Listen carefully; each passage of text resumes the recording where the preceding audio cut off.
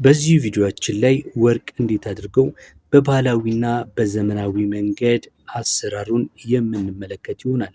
ሁለት አይነት የወርቅ አሰራር አለ። አንደኛው ባህላዊ ሲሆን ሁለተኛው ደግሞ ዘመናዊ ዘዴዎች ናቸው። እንግዲህ ሁላችንም እንደምናውቀው ወርቅ ከምድር ውስጥ የሚወጣ የማዕድን አይነት ነው። እንዴት አድርጎ ወደ ንጹህ ቅርጽ እንዴት ተደርጎ እንደሚይዝ ማለትም በእጆቻችን በአንገታችን በተለያዩ የሰውነት ክፍሎቻችን ላይ ወርቅን እንዴት አድርገን እንደምናስቀምጥ ያለውንና ባህላዊና ዘመናዊ አሰራሩ ምን ይመስላል የሚለውን በዚህ ቪዲዮ የምንመለከት ይሆናል። አብራችሁን ቆዩ። ለዚህ ዩቲዩብ ቻናል አዲስ ሆናችሁ ቻናሉ ከወርቅ እንዲሁም ከተለያዩ የቢዝነስ ሀሳብ ጋር የሚነሳ መረጃን የሚያቀርብ ቻናል ነው። ሰብስክራይብ እያደረጋችሁ ታበረታቱን ዘንድ እየጠየቅን ቀጥታ ወደ አሰራሩ እንሄዳለን። የምንጀምረው ከባህላዊ የወርቅ አሰራር ዘዴዎች ነው። ባህላዊ ዘዴዎች እንግዲህ በአብዛኛው በአነስተኛ ደረጃ ማዕድን አውጪዎች የሚተገብሩት ቀላል የሆኑ መሳሪያዎችን በመጠቀም የሚሰሩት የማውጣት ዘዴ ነው። የሚጠቀሙትም ቀላል የሆነ የማውጫ ጉልበት ነው። እንግዲህ ፓኒንግ ይሉታል።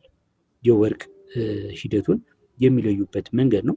ሂደቱ እንዴት ነው ካላችሁን ደግሞ ወርቅ የያዘውን አፈር ወይም ደግሞ ጠጠር በስፋት ሰፋ ባለ ትሪ በውሃ ውስጥ በመጨመር ፋቂውን ወይም ደግሞ ፓኒንጉን በመነቅነር በማዞር ክብደታቸውን ቀላል የሆኑ ነገሮች ውሃ ውስጥ እንዲወጡ ማድረግ ነው። እንግዲህ ይሄ ባህላዊ ሆነው ያወጣት አሰራር ነው።